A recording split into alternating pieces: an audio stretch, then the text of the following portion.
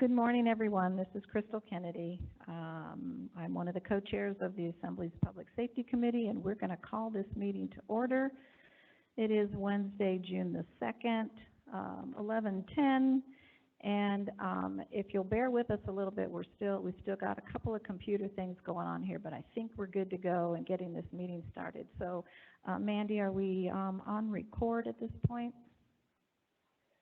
Okay, and the answer to that is yes. And are you able to do a roll call for us, please? Yes. Ms. Kennedy? Here. Yes. Mr. Perez-Verdia?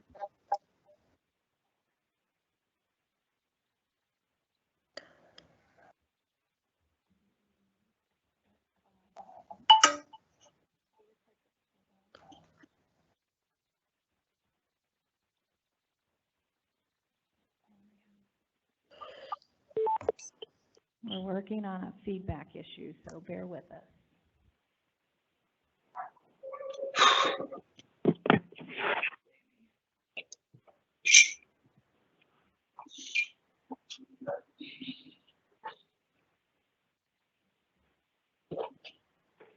Okay.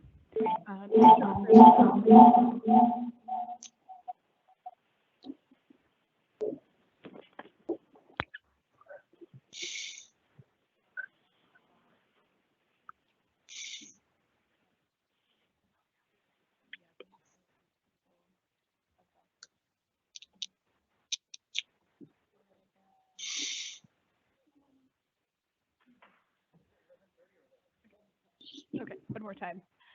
Mr. Perez-Verdia? Mr. Peterson? Present. Mr. Constant? Here. Mr. Dunbar? Ms. Zalatel? Here. Mr. Rivera? Present.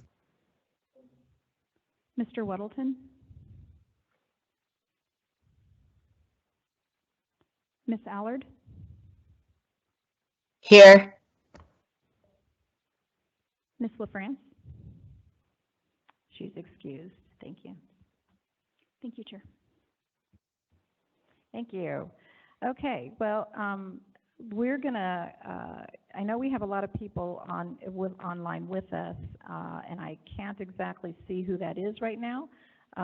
So we're gonna have to just have people introduce themselves either when they're called on or when they have that opportunity to speak. So please just keep that in mind to introduce yourself if you haven't been introduced already. I do have one item to add to the agenda. It was requested by Ms. Zalatel that we get an update on the opioid use and overdose issues that are facing our community right now. So if there's no objection, under the ASD section, I wanted to add section E on opioid use and overdose issues. And I'm adding that to the AFD section, even though I'm sure that APD may want to comment on it at the same time. So we'll kind of do a little bit of both there at that time. But if there's no objection, again, I'd like to add item E under 4 on opioid use and overdose issues.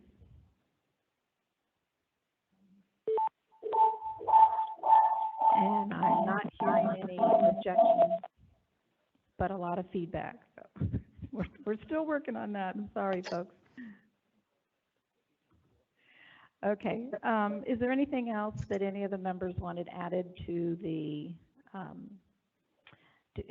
agenda? And for the record, I do want to say that Mr. Weddleton has joined us. But any other items for the agenda?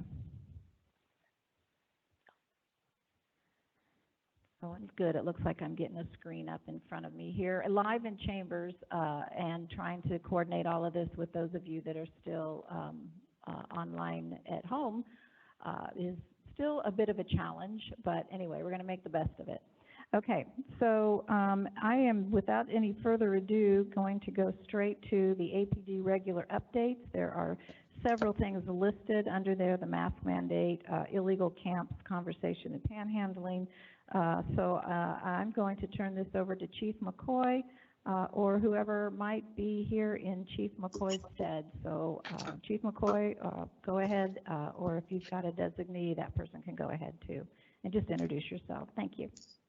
Okay, great. Good morning. This is Chief McCoy with the Anchorage Police Department. So I'm going to just jump right into it here. We have quite a bit on the agenda. The first item looks like mask mandates. So as far as APD goes, we did not play an enforcement role with the mask mandates. We deferred to that responsibility to code enforcement throughout the emergency orders and pandemic. APD did become involved from time to time when situations arose to the level of a crime.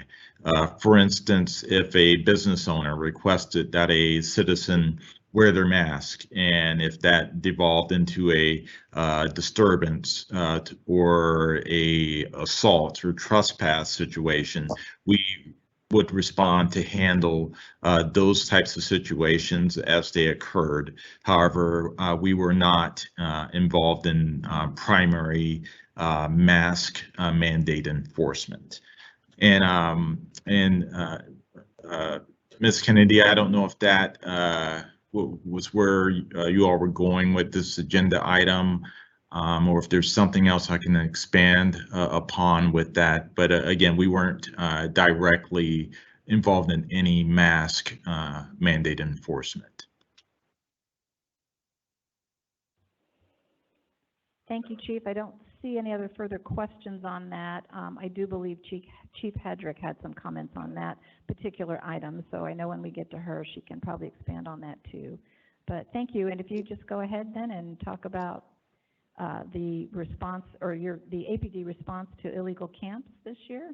Thank you. Yes, great, thank you. So as the weather's improved and we move into summertime, we start receiving increased complaints about illegal camping. And oftentimes we receive many questions about how to report illegal camps. How do I receive updates on camp cleanup and abatement? So with that, I've asked Officer Jones from our CAP team to join me here this morning to provide a presentation on how we address illegal camps here in the municipality.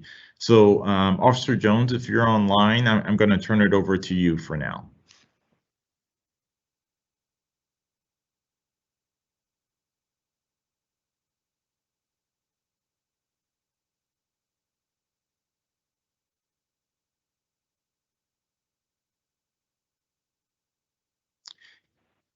And I'm not hearing Officer Jones. I don't know if you're on mute or.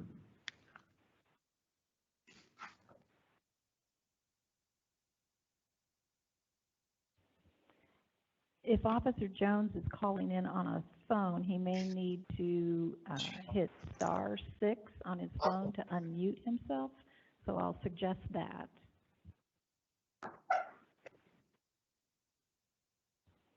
And I apologize if Officer Jones is female. So I made an assumption. I'm sorry.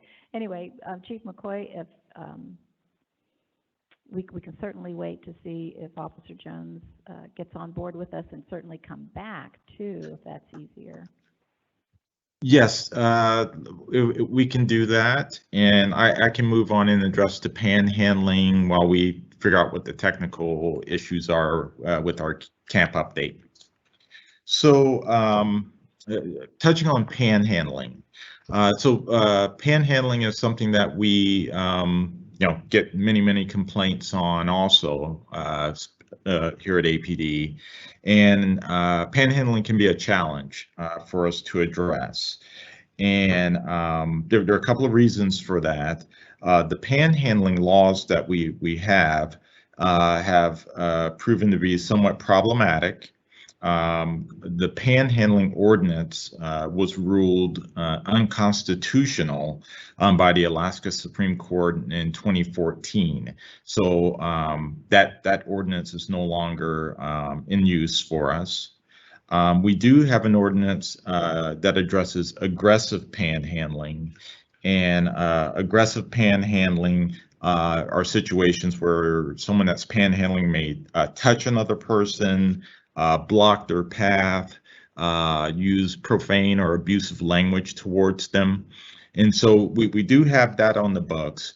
However, that entire ordinance has some elements that could be argued that are unconstitutional also. And so really the panhandling laws are very problematic. And when we look into these situations for enforcement, we typically avoid that statute. So the way officers address the panhandling is that they oftentimes focus on the other issues that tend to manifest themselves from these situations. For instance, in panhandling incidents, we often find trespassing issues or issues where harassment has occurred or disorderly conduct. And those are statutes that we can effectively use to address what's occurring during these situations. Oftentimes, we may be called to a situation where panhandling is occurring out of a medical necessity. For instance, a man down call, and we respond, and individuals are either incapacitated due to alcohol consumption or just asleep at times, or other times there is an actual medical issue. So we find ourselves mitigating those incidents in that manner also.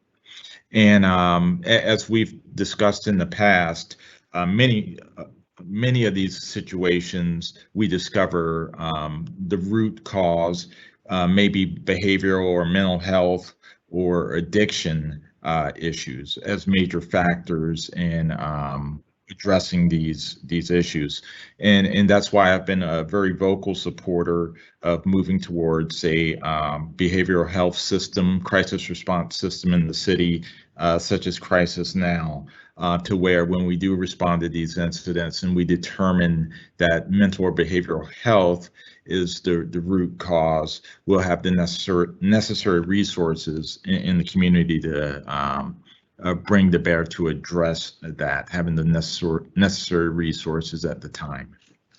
So again, and just closing up on panhandling, the current ordinances are problematic. We have other tools that we are able to utilize to address the criminal behavioral aspects of these as they occur. And again, there are oftentimes many other underlying issues that need to be addressed in the areas of behavioral and mental health and substance abuse. So I don't know. Are there any questions about panhandling? Yes, Chief McCoy, I have one for you from Mr. Weddleton. Thanks. So, we've got on our books, if you look under panhandling, we've got an ordinance on there that says you can't panhandle. And it's very clear to a normal reader that it's illegal to be on the corners panhandling. But we know we can't enforce that because the courts told us not to. So how do we correct that? It seems like our code should actually say what we can do and not be misleading. Right. So through the chair, Mr. Weddleton, the code, I believe, was updated to outline that particular ordinance is unconstitutional. So it's very clear when we look at that we cannot utilize that ordinance to enforce panhandling. And maybe I don't know if Sarah Stanley's on the line, but municipal prosecutor, she may be better suited to answer the legality of that as far as why that ordinance is still on the books. But there is a footnote that indicates that it was ruled unconstitutional. All right, thanks. Sure. This is Erin Bradley from the City Prosecutor's Office. I am not sure if you can hear me. I'm covering today for Sarah Stanley. And I agree with the points that Chief McCoy made, that we have better tools as far as charging people with assault, harassment, disorderly conduct, those ordinance sections are solid and do not have the same constitutional challenges that the panhandling sections do. And those provide a means of enforcing punishment for the behavior that's troubling. I'm not sure if that answer is helpful to you, but I believe that the harassment, disorderly conduct, and trespassing ordinance sections provide just as a good a deterrent as we can have. Thank you.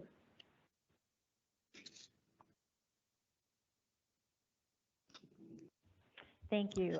And we also, looks like we have a comment from Mr. Gates. So Dean, go ahead. Yes, thank you, Mr. Chair.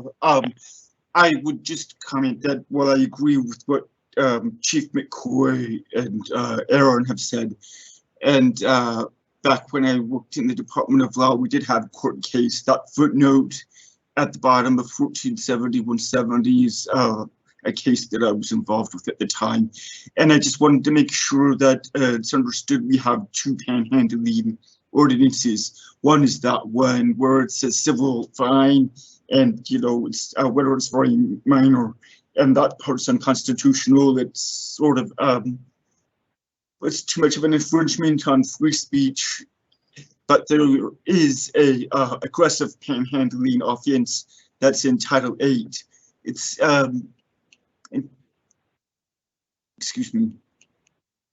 I had it open a second ago. In Title 8, and that one is constitutional and that's enforceable. That's 83160. But that one requires much more. It's almost like assault, like Aaron described. So, and disorderly conduct. So there is some enforceability if panhandling gets, I guess, aggressive, where they're doing that in groups, or they're threatening, or they're touching someone, or following them down the street. Those kind of actions are just more than just simple panhandling. So there's a little distinction there, but there is legal protection and legal enforceable ordinances in our books, although the one that you were looking at, Mr. Weddleton, was ruled unconstitutional. There was a discussion about doing some tweaking. It's a very sticky issue to handle, though.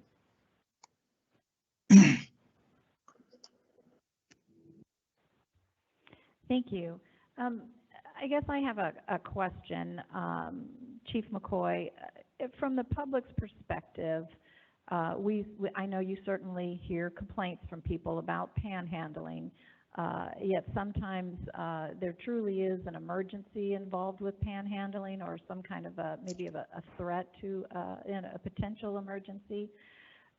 So how would you suggest that the public weigh in on this or contact you? Is this I mean, obviously there are times when 911 is going to be the call, but are there times when the public should just use 311, or anyway, just any kind of suggestion in terms of how you would like to see the public respond to some of our panhandling issues? Thank you. Yes, thank you. So anytime that a member of the public feels threatened or that they may be harmed, we want you to call 911, and we can respond and address the circumstances. As we've discussed regarding panhandling, with general panhandling being ruled unconstitutional, we're left with what we would call, as Mr. Gates put it, was the aggressive panhandling behavior.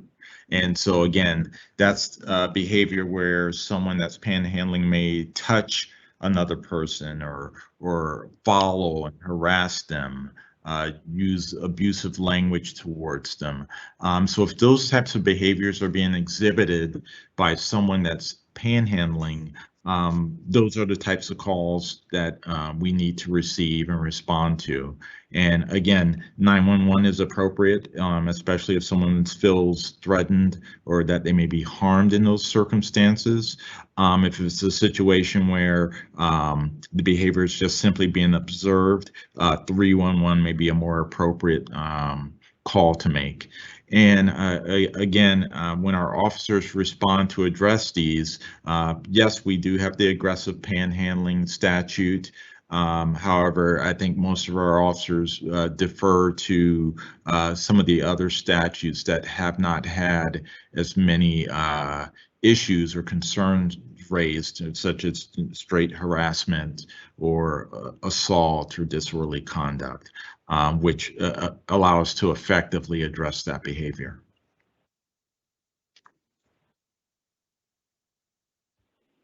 Thank you, Chief. I appreciate the clarification. And I believe I have a question for you from Mr. Constant. Hey, thank you, Chief. This is on a different topic, since we have you here. It's been a while, but just in the last about 10 days, I've started to hear concerns from people who are feeling like they're not getting response from APD. And I know that APD is responding to all the calls. Do you have an update on the phone project that was kind of putting a public phone in the hands of APD so they could be more responsive? Through you, Chair, Mr. Constant, I don't know if I follow you, the phone project. Yeah, or are you the referring to APD officers with cell phones? Yeah, exactly. Yes. So all of our officers are equipped with cell phones now. And we're really placing a heavy emphasis on follow-up with the public, and what we refer to here as close the loop. It's something that all of our command staff is constantly reinforcing with our officers, is to close the loop.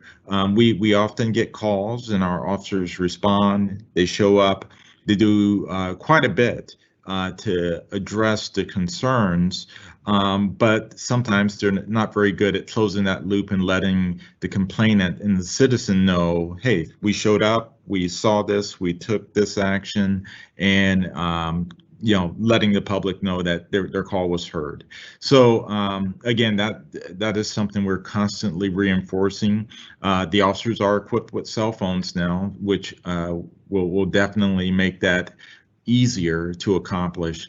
But again, it's something that we've identified as lacking, and we're continually working on that emphasis here at the department. Thanks. And just on the converse of that, I reached out to you last week after hearing from a constituent organization that had been vandalized with some pretty aggressive hate symbols. And I just wanted to thank you and the team for an assertive response. Thank you, Mr. Constant. Thank you, Chief. And I just want to check with Mr. Gates to see if he had an additional comment in regard to panhandling before we completely move off of that topic. So, Mr. Gates, if you had something else. Yeah, thanks, Madam Chair. I just wanted to add as well, we have another statute in our code about panhandling in the roadway or soliciting things in the roadway. And so that's clearly prohibited, and that I think it's been enforced over the years. And so when you see someone on the street corner with a sign, but then they walk into the roadway to collect some donation from someone in a vehicle, that kind of conduct is clearly prohibited. So, but just when they stay on the sidewalks and stuff like that, that's where we have the constitutional issues. So I just wanted to make sure I added that distinction here.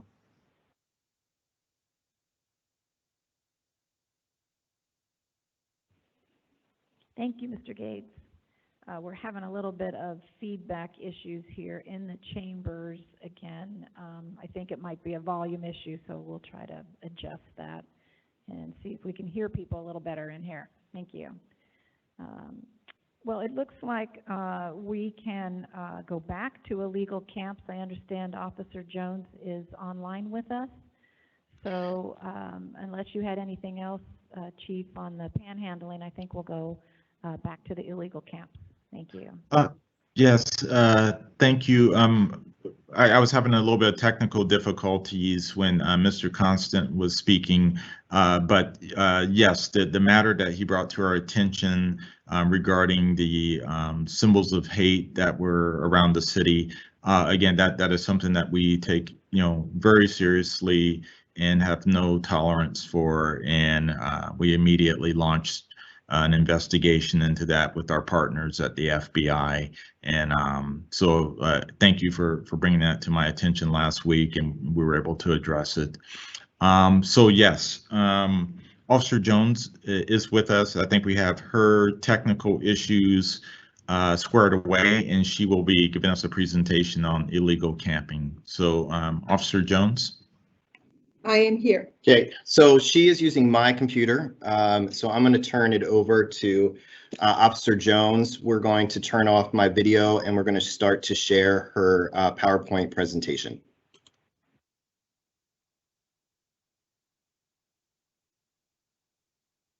All right, good to go. Can everybody see it? Yes, we can. Thank you. Oh, okay. So we're going to start, give you a brief rundown about how APD posts camps. This is a camp abatement workflow. I'm just going to run through it really quickly, and then following slides, it'll tell you a little bit about them more in depth. First one is the public. Public sees illegal camps, and they're encouraged to report those. And we report them online. They can go to the municipal website, how to report a homeless camp. They do that. Once that's done, there's screening between ourselves, Parks and Rec, and other entities, and we figure out which ones are going to get posted. After that, we, the community action policing team, the police department, posts them. Outreach is notified, and then they are cleaned up. All that data gets collected and is shared with people who need it, Parks and Rec, City Hall, APD. So the first one, public, they reported via Anchorage Works reporting form. At the corner, it says report a homeless camp. It's one of those featured links. You can also go to muni.org on a mobile device to report those camps. We also received notification of these illegal camps by citizens, our patrol officers, emails, phone calls, but we strongly want them to be reported on the website because it does assist us, not only us as Parks and Rec, locating these illegal camps.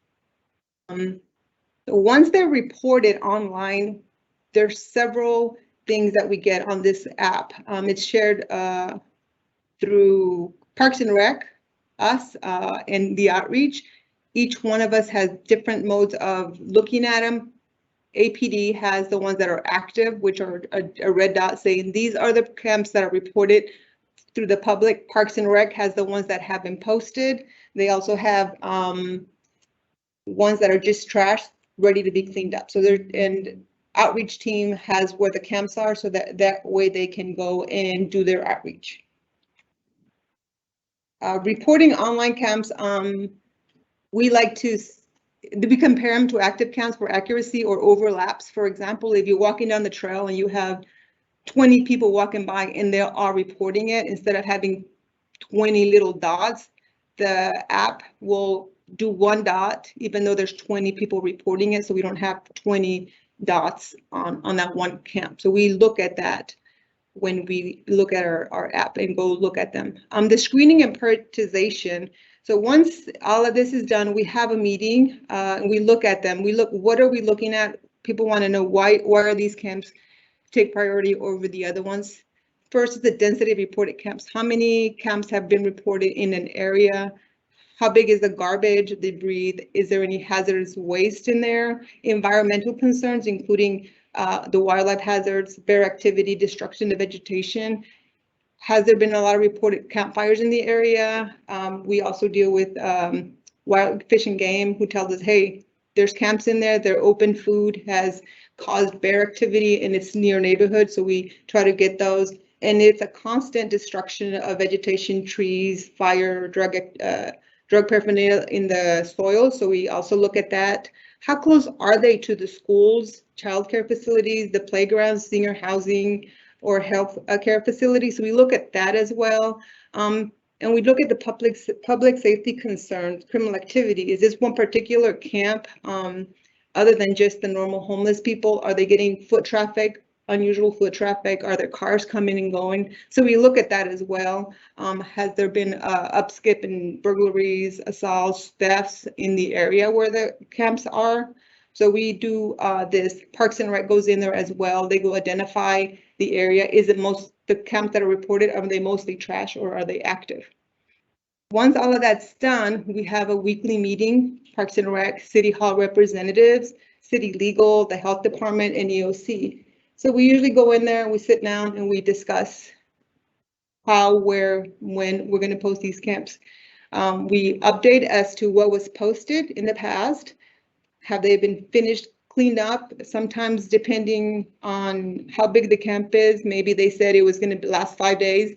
It took longer because it was bigger, or the slope of the terrain was harder, weather, all of those are taken into consideration. So we get updated on that. Problem sites, for example, we posted it, they got the 10-day notice, they didn't want to leave. So it's a little bit harder for Parks and Recs to make them leave. So they need assistance from us to move these people along. We need to, before we post anything, we have to make sure there's shelter capacity. If the shelter is full, we do not post. So we like to make sure all of that's done before we decide to post a camp. Then we coordinate the next area for posting, closures, and the cleanup.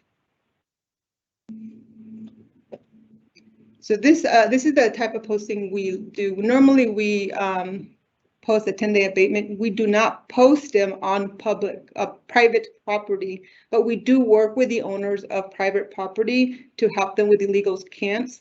We basically let them know, hey, let's post no trespassing signs, let's clean up the area. So we do assist private property owners. So posting, so there's a couple of things that we do when we post. The most common one we do is that sheet before that, the notice for 10-day abatement. We post each individual camp. For example, if we go to a wooded area and there's 17 camps, we post each camp. 17 posts notices are done. We leave them inside the tent, and if it's secured with a little lock, we leave them close to the entrance so that it would be visible for them. The second one we do is a 72-hour. So that one is, we don't like to use it because we have to store property. It's a 72-hour. We do use it if there's fires continually and it's a safety hazard for fires, aggressive people in the area, or it's close to a school. We definitely don't want them close to a school, especially when school's in session. We give those a 72-hour posting. And with those 72 hours, we have to store property. The zone posting, it's in conjunction with the 10-day abatement. If it's a large area, wooded area, and they're all on the east side, we post those 10 on the east side and don't zone post them, they'll just move to the west side. So we're just going back and forth. So we like to do a zone posting. We'll post each individual tent in the area as well as zoning it. So every entrance, well-worn trail, we put a little posting that says that the park is closed. So any new tent that comes up, we'll have notification that it is closed. When Parks and Rec goes in there to clean it, they had that app the little dots in there that says these camps have been posted. If a dot is not there saying that APD posted, they know that it came in, and so therefore they have to store their area or their equipment, whatever was left behind. Now, area closures, it's deemed appropriate posted in tandem with the 10-day abatement. So, for example, if there's a piece of land that has years and years of people continually camping, cutting down trees, the soil qualities are really bad, what we try to do, and that's up to the Parks and Rec director, is close the area to have Mother Nature, I guess, heal itself. So these parts are closed for anybody, and if they come in the area that is closed, they will be moved immediately, and their posting or their camps will be cleaned up. So once any of these things are done, we involve outreach and tell them, hey, we posted this area. we tell them we posted 17 camps, how many people we contacted. So we share information with our outreach team. So the outreach. Oops. Sorry, guys, it's my computer. Disregard. Sorry about that. So our outreach team is coordinated through the community partnerships such as social service agencies for mental health, medical care, safety, shelter resources, housing referrals. So all these entities are notified about what places we posted, where we plan to post, and what we're thinking of posting in the future. They also send us information. So we have a good communication between our outreach teams and them and us. We email each other information. If they have any questions, they'll ask. If we want outreach, we'll talk to them. So then the cleanup comes in. After the required postings, Parks and Rec will come in there and they will start cleaning up. If it's a 72-hour or a closed area, they will store the belongings that are deemed valuable. So we also, when the areas are closed, either us or Parks and Rec like to walk in the area to make sure that nobody has moved in and remove those people. Say you have to move, this park is closed. And an area that is not closed and we have cleaned it, gave that 10-day abatement and we cleaned it and they move back in, we have to start the 10-day abatement process again. The data that we collect kind of looks like this, and it is available on the municipal website and just tells us how many reported, posted, tons, trash cleaned up, cleaning labor. And I know at the bottom it says duplicate or not located. There's a lot of issues if you post a camp on your laptop for some reason. If you're posting it from there, the little dot is off. So when we go in there, it's not there. Perfect example, I think I did it yesterday. They were reporting one off of Resurrection. I went down there and I read the comments and the little dot basically told me that it was across from Krispy Kreme on DeBar. So that dot, I don't know how they got it off. So a lot of these duplicates are not or not located are probably due to that. And this is where Chief McCoy was talking about. The violations that we do give people, pedestrian violations. These are just violations, usually just a citation, obey traffic control devices, crossing at other than a right angle, not in the crosswalk, to yield right away to all vehicles, soliciting rides, consuming alcohol in public, intoxicated persons on the roadway, littering, and public excretion. So those are self-explanatory. And then we have that criminal side, which is the pedestrian interference, indecent exposure, theft, shoplifting, nearby businesses, vehicle tampering, and the disorderly conduct, sexual acts, loud noises, disturbing the peace, and challenging or engaging somebody to fight, and trespasses. So I think this concludes the presentation. Is there any questions for me or the chief? Thank you, Officer Jones. Yes, I do believe we have some questions. I have Mr. Peterson in the queue. He may or may not be in the queue on this topic because he's been in the queue for a minute or two. So I will let him decide if he has a question first, and then I've got others for you. So, Mr. Peterson? Thank you, Madam Chair. And I was going to ask about the drivers that are donating funds to the panhandlers. Is it technically illegal for them to do that because it's dangerous, or and have we really ever tried to enforce that much? We have. In years past, we have actually, and it's very time consuming because we have to have a spotter to see that person giving something to the person. And I think the key word for both parties is that person stepping off the sidewalk or onto the roadway.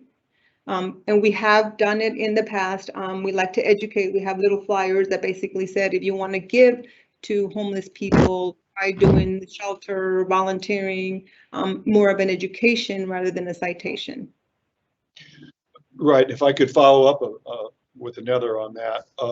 have we ever tried a public interest campaign to let people know that it's actually not helping by giving them money? It's actually, sort of promoting the lifestyle that they've been leading, which has sort of led to the situation that we find ourselves in. Have we ever done that?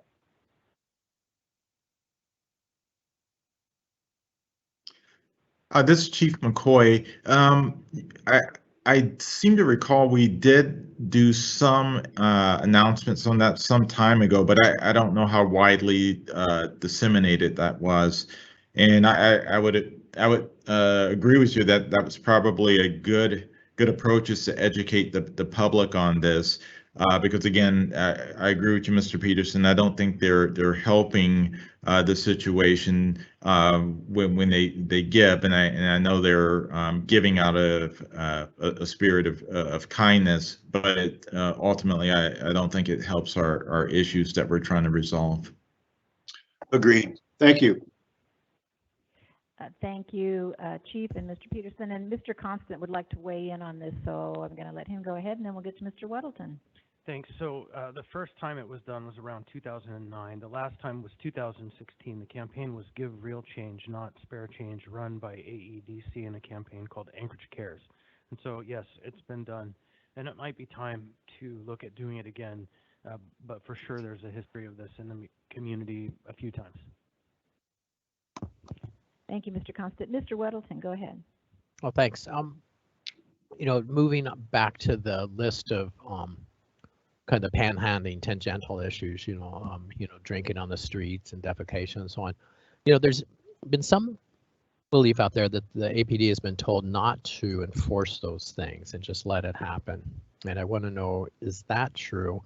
And then also, what is the practical, if someone's defecating in this corner, would you see it? Should you see it? What would you do? What's just the practical consideration? Is it a ticket, or do you arrest them? Can you kind of flesh that out? Sure. This is Chief McCoy again. So the first part of your question, through the chair, Mr. Weddleton, is there has not been any instructions to officers to not enforce those types of laws. Officers have full discretion to investigate and enforce all ordinances and statutes. So regarding those types of circumstances, they're difficult to address, because the officer has to observe the behavior taking place, or a eyewitness has to call and report it to us. So we need both of those, or at least one of those elements to be able to initiate the investigation. And if we investigate and conclude that the offense did occur, it is a citable offense. It's not an offense where someone's going to be detained and transported to jail based on the level of the severity of the offense and the bail schedule. And again, if we're talking about a situation like consuming alcohol in public, or littering, or public excretion, those are violations, not criminal offenses. And the criminal offenses, such as disorderly conduct or trespass, again, those are offenses that we issue citations for at this stage. Well, okay, that's good. Thanks. So, so you give someone, a homeless person on the street corner, a ticket for defecating there. What happens then? Is there any impact on the behavior? Well, that's a tough question, Mr. Weddleton. It really would depend on the individual that the citation is issued to. I can tell you, when we are dealing with individuals who are exhibiting this behavior, oftentimes there's many other factors at play And that's where we get back to the mental and behavioral health issues, the substance abuse issues, and that's where having resources in the community that we can bring out immediately on scene to try to address some of these underlying issues is where I think we will see the biggest impact. Issuing someone a citation when they're in that state of mind, it might not be the most effective manner to address the behavior or change the behavior. Whereas if we had the necessary resources in place to start getting at the root causes of why this behavior is manifesting on the street, we may get better results. Thank you. Thank you, Mr. Weddleton. Thank you, Chief. I have another question for you from Mr. Constant. It's not necessarily a question. Observations. The conversation just now about defecation in particular. We hear lots of talk about the jurisprudence of the Martin v. Boise case and how we can't, move people when we don't have a place for them to go. And I think when you think about the concept of don't have a place for them to go, and you just kind of gently port that over to the conversation about people having to go to the bathroom, the fact is we do not have public facilities for people to go to the bathroom, and anywhere in the town really.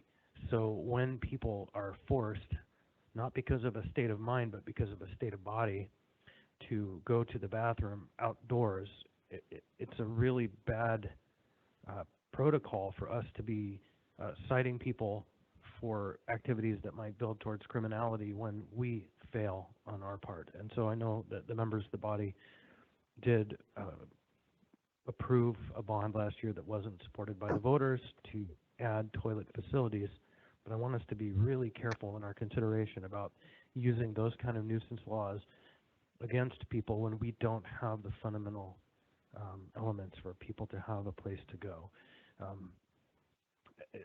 It's a catch-22 situation. Until we have facilities, it seems like a really bad policy. Unless somebody is actively being malicious about it, which I can imagine in a number of ways, then I don't see it's enforceable. And if it is enforced, I imagine we'll see ourselves in court. And I would like to note one last thing back on the slide deck, a very interesting data point. Camp reports, 810 for the year, 572 in the last 30 days. So that's 76% of all the calls for the year in the last 30 days. So clearly the camper season is upon us. Thank you. Thank you, Mr. Constant. I do have a question myself, and I believe it's probably to be directed to Officer Jones. And it goes back to the process in regard to the screening and prioritizing. And you may have mentioned this and I might have missed it, but I just wondered how often that particular process takes place. Is that something that happens just as reports come in? Is it something that happens on a daily basis or just as needed? Anyway, if you could just tell me a little bit more about the timeline on really how often that screening and prioritizing is taking place. Thank you. So we get reports, homeless camps every day. We have the meeting once a week. Every Tuesday, we get together with all the entities and we decide what area we're going to abate. Okay, thank you. And that would be for anything that wouldn't instantly rise to the level of extreme importance for emergency reasons? No, so if we get a call or an email or a phone call saying, hey, you need to address on it happens to be on a Monday, Wednesday, Thursday, or whenever, if it's not on the Tuesday, or even after the meeting, if something arises, we definitely will look into that one and definitely address that camp. For example, a wooded area, it caught on fire because somebody was having an open fire. We would definitely, and fire department got called. We will definitely address that camp without having the meeting just because it is a public safety issue. Great, thank you. Thank you for the clarification, Officer Jones. Do we have any other questions from the members for either Officer Jones or for Chief McCoy?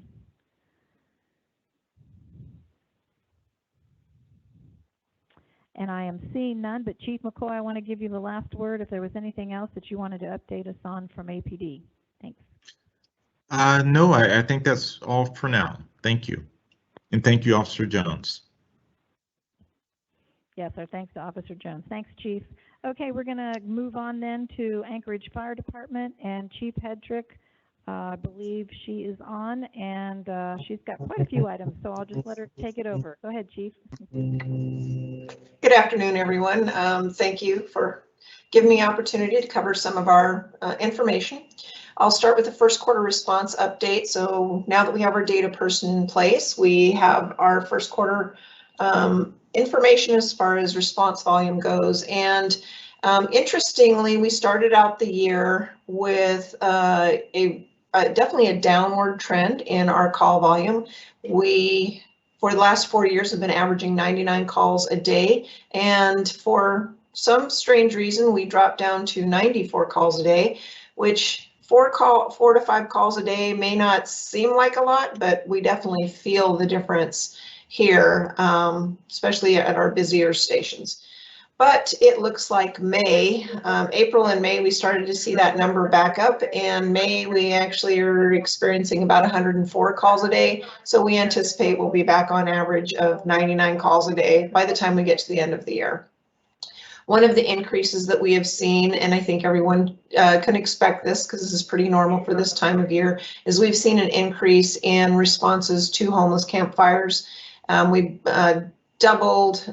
We had been to about 40 from the first quarter through the end of April, and we had 40, looks like 41 already in May. So that is a normal thing that we go through. It seems like just about every year we are on track for about average number of responses to homeless campfires. Hopefully, you know, we've had a cooler, kind of wetter spring, so that has reduced the danger from the campfires. But that's still something that we definitely want to keep an eye on. And there is no particular area of, you know, that we've really responded to more than any. They are scattered pretty much throughout the entire municipality. The rest of the response data, we are seeing a really kind of a reduction, it looks like, in the non-EMS calls, and our EMS calls are up by about an average of 2 a day. So we average about 68 EMS responses per day.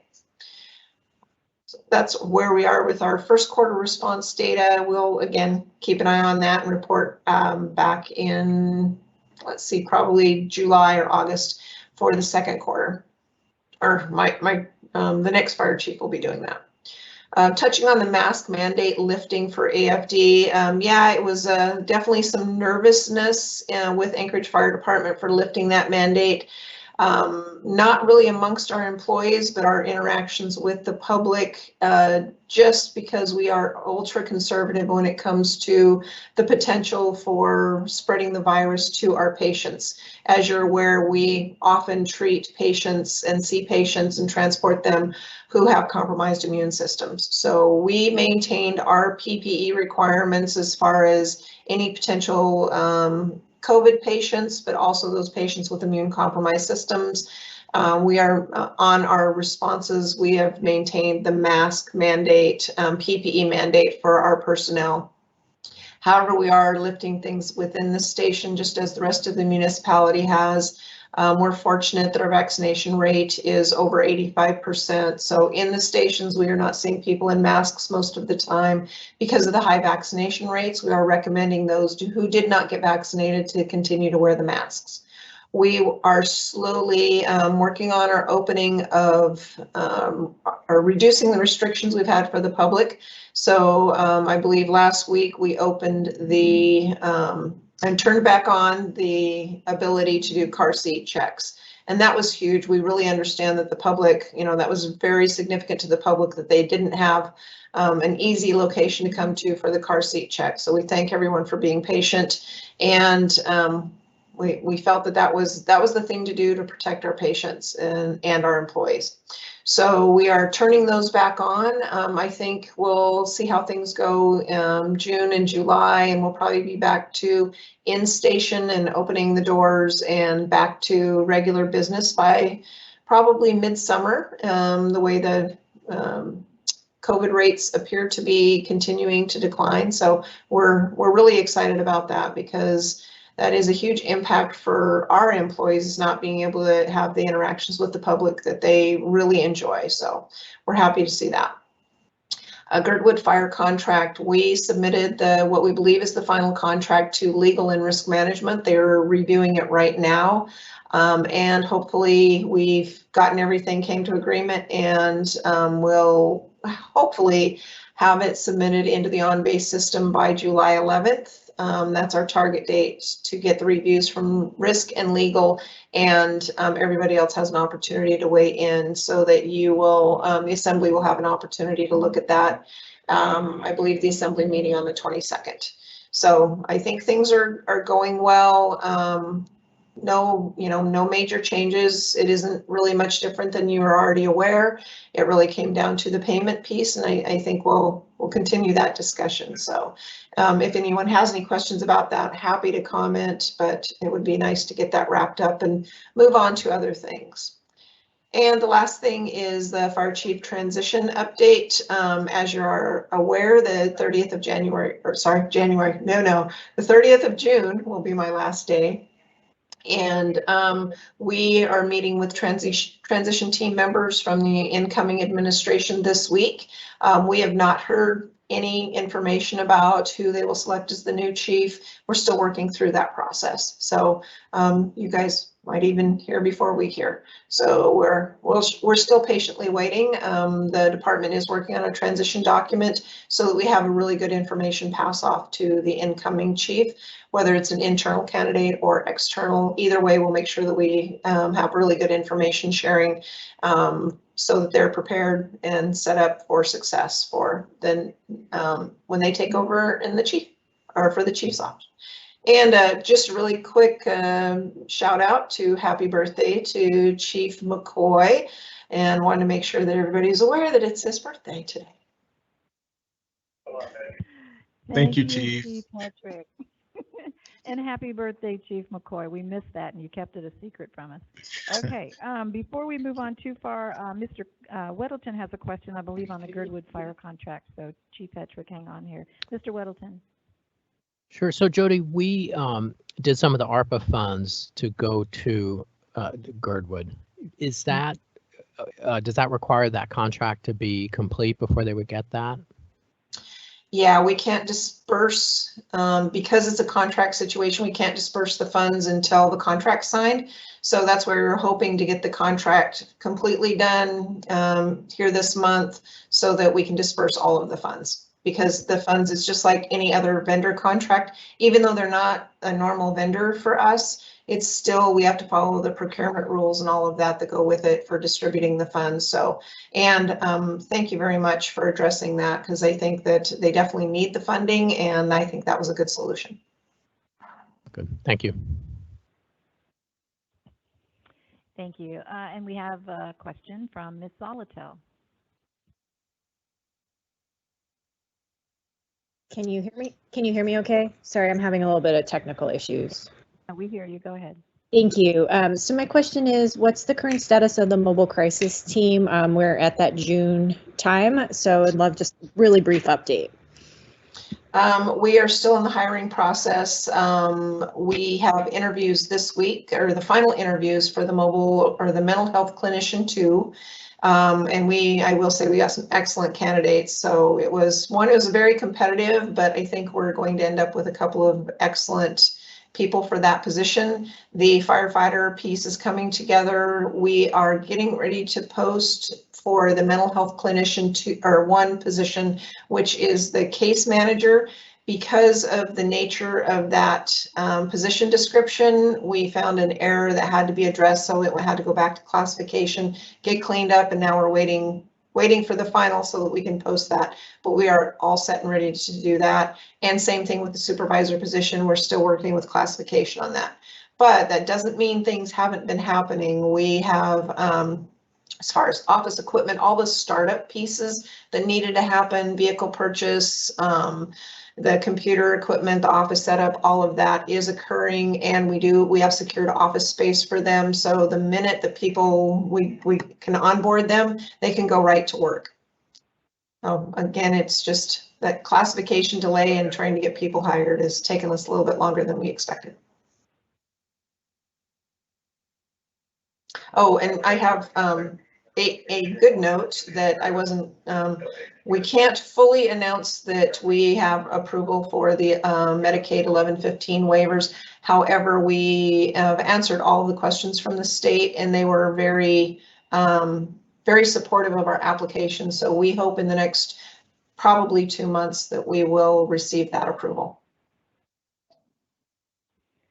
Great, thank you, Chief. We'll be hopeful. Thanks for that update. Before we let you go here, though, we added another item to our agenda, and that was in regard to the recent rise in opioid overdose and deaths. So do you want to comment on that? And I think Chief McCoy may want to as well, but if you can kind of give us a little bit of an update on what you're hearing or seeing in regard to any uptick in opioid abuse issues. Thanks. Unfortunately, I don't have any hard data for you right now as far as what, if we did experience an uptick in the opioid cases that we saw. Are always a delay in data, and because that was such an emerging trend, we don't have good numbers yet to report. I will just remind everyone that for some reason, Anchorage has not experience the numbers and the per capita rates of opioid abuse that some of our other communities have had. Meth and other things, meth and alcohol, have a tendency to be our bigger issues than the opioid situation. However, with this recent uptick, we definitely saw some increase in numbers, but I just can't put a number to it as of yet. Oh, great. Thank you. I appreciate that. Chief McCoy, did you want to chime in on this one from APD's perspective? Sure, thank you. So I also don't have specific numbers. However, we did experience a small uptick also. And our Vice Drug Unit reviews all drug overdose cases and looks at those to see if there are sources that we can identify that are bringing the drugs into the community and opportunities for us to interdict that drug supply. So that is something that we're always looking at and always working on to disrupt that drug supply here in the community. And we all know that Anchorage is the hub, and the drugs move out to the other areas of the state from Anchorage. So it's something that we have a strong focus on with our federal and state partners.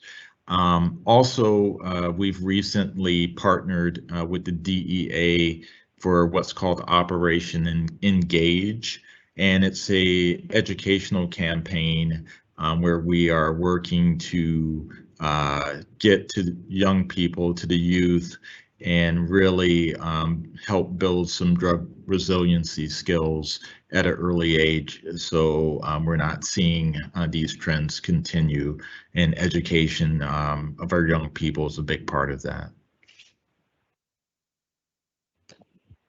Great, thank you so much for the info, and I will just open it up to any of the members for any additional questions, either on that topic or any other ones that we were covering with AFD.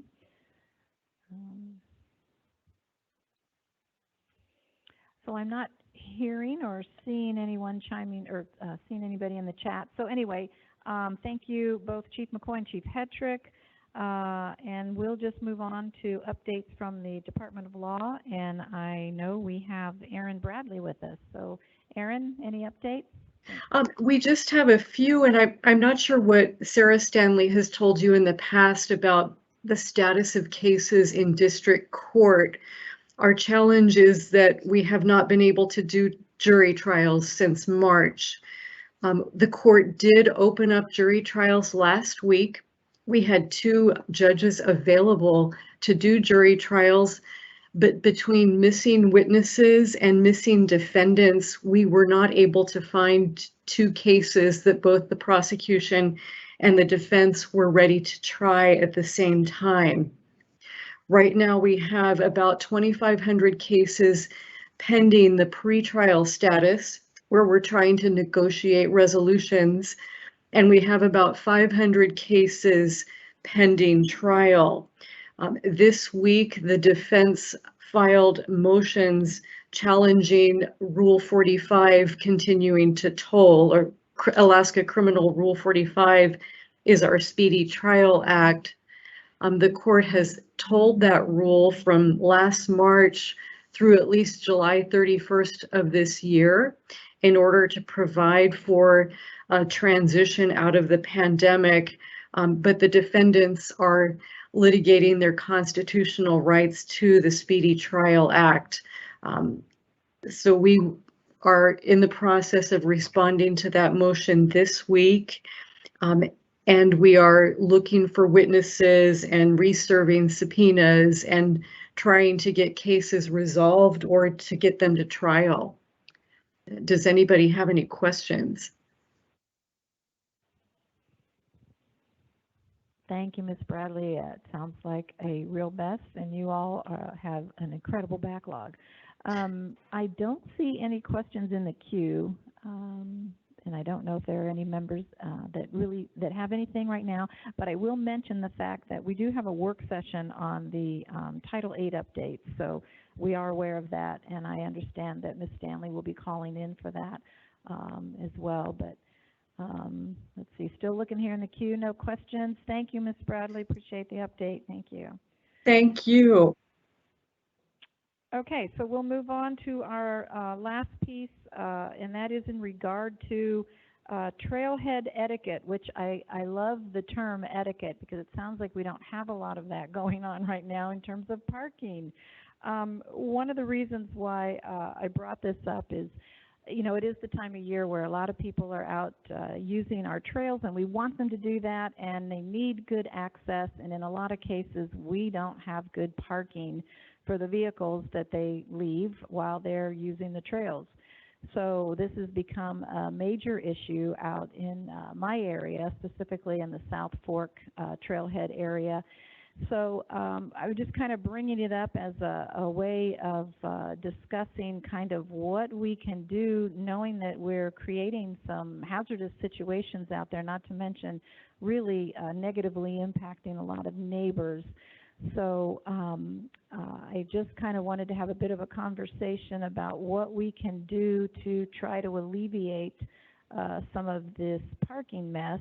And I know there's certainly been a call for more tickets to be issued. So Chief McCoy, do you mind kind of updating us a bit on how APD is looking at this parking issue and what you all might be doing this summer to address some of it? Thanks. Sure. So I think you know, you articulated it very well that, you know, it's summertime in Alaska, and we, you know, people are getting out and utilizing our trails to access, you know, the great beauty of this state. And along with that presents the annual problem for us of parking at the trailheads. Obviously, there's not enough parking for the amount of usage that we see. And so we often get, you know, the complaints from neighbors. Obviously, it presents a public safety issue where emergency vehicles aren't able to traverse those areas with the parking situation. So when called to those circumstances, we are issuing citations for parking to not obstruct traffic. And basically that ordinance requires that there be at least 20 feet of roadway available for traffic to traverse. And when that's not the case, we can and do issue citations. but again, this is a recurring problem for us annually. Again, I don't know what the answer is to alleviate it, but it's definitely something that I think is worthwhile visiting.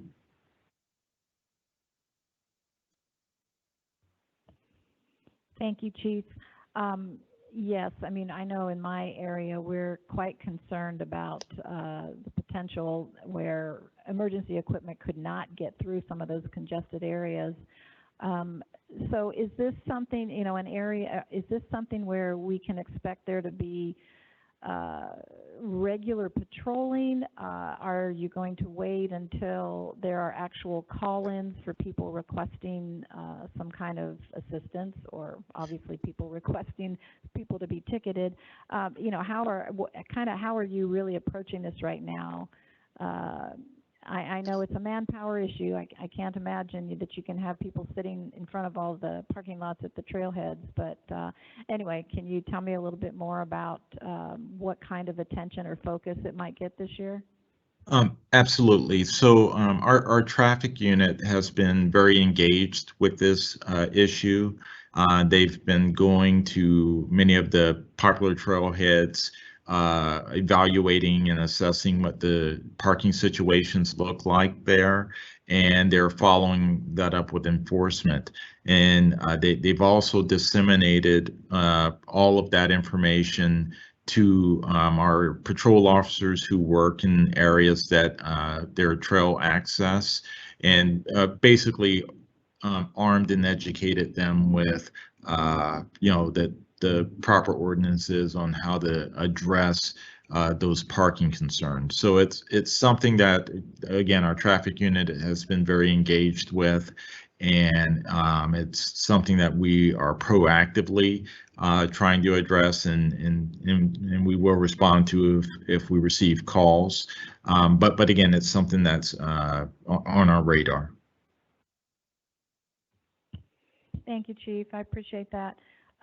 And I will say that, like you said too, this is something that needs some long-term solutions, and which probably means something more like larger parking lots.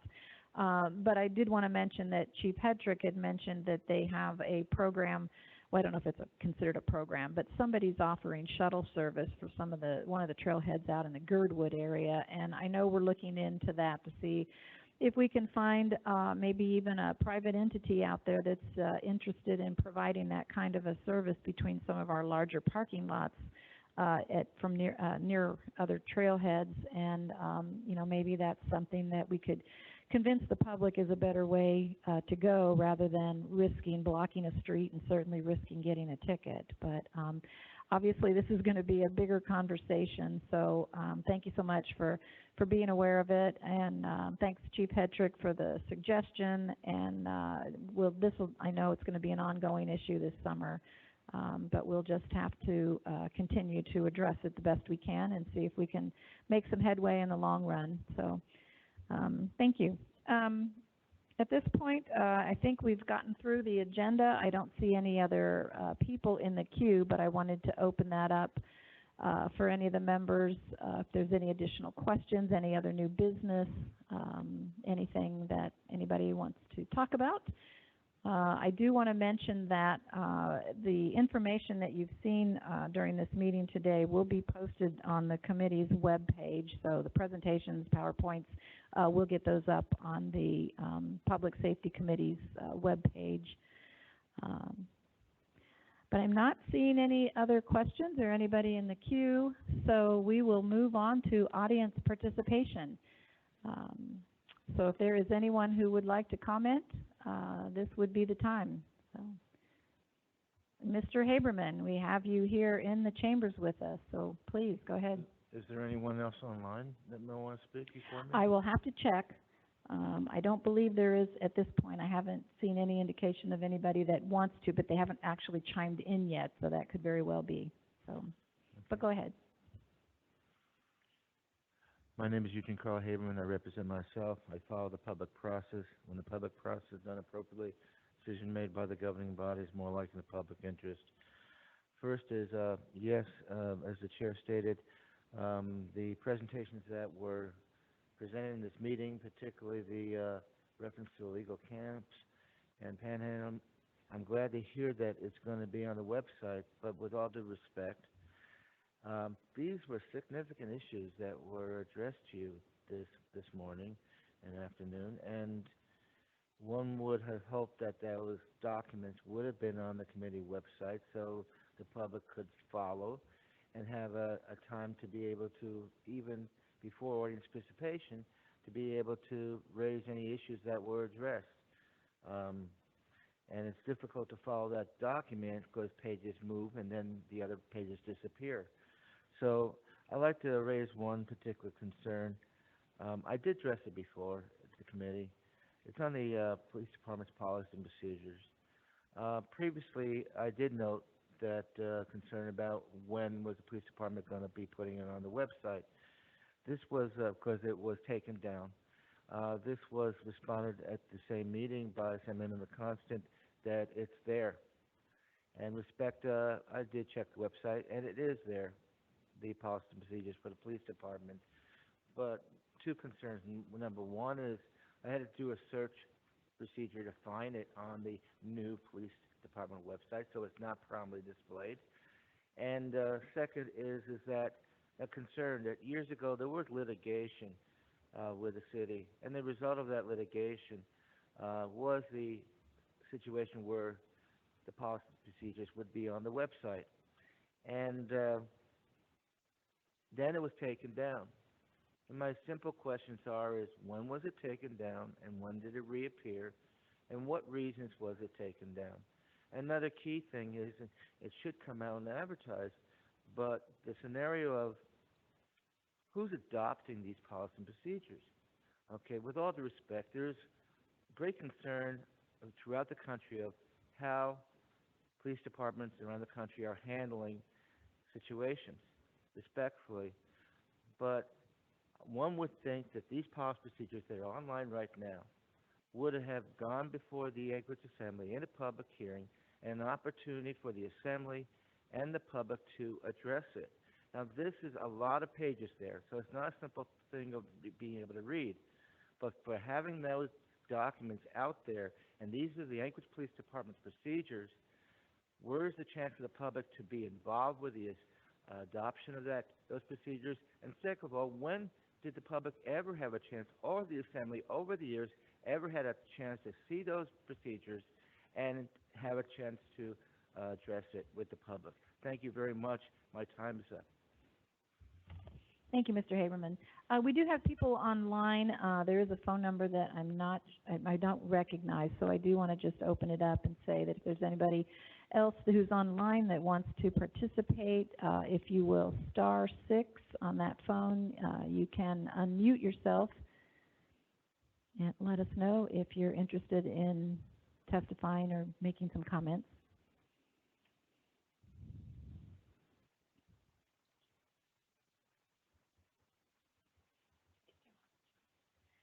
And I'm not hearing anyone, so we will move on. You know what, though? I do have to say that Mr. Haberman reminded me of something that I was going to ask. So, Chief McCoy, if you are still with us, I had a question in regard to the draft of the body cam policy. I understood that it would potentially be online and available for the public to look at that draft. Is that true, or can you kind of tell me where APD might be at with putting a draft body camera policy online? So I will have to check to see if the draft is online, but we do have a draft, and I believe that draft was given to the Public Safety Advisory Commission at one point. But there is a current draft.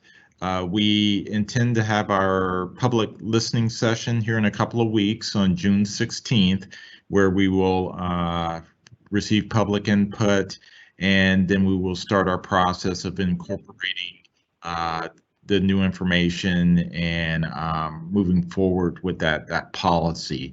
But I can check to see if the draft is posted online. I know we did disseminate it earlier on.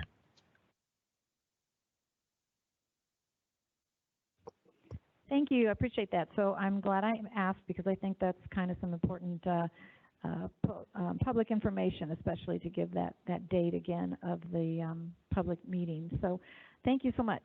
I do want to check for sure, though, that we don't have somebody else in the audience that wanted to participate. So Ms. Honest is going to call a number, and if you have that number, she will unmute you, and then you will have to unmute yourself. So Mandy, you want to give us that number, please? They just hung up. And there were also no comments in the Q&A, so that was it. Oh, great. Thank you. Thanks for checking up on that. So, okay, well, if there is nothing further, then I would entertain a motion to adjourn, but only after everyone wishes Chief McCoy happy birthday. In Happy birthday, Chief McCoy. supporting Chief McCoy, I will promise not to sing. Thank you. Moved it. Thank you. We are adjourned. Happy birthday, Chief. Thank you. Bye, everyone. Bye.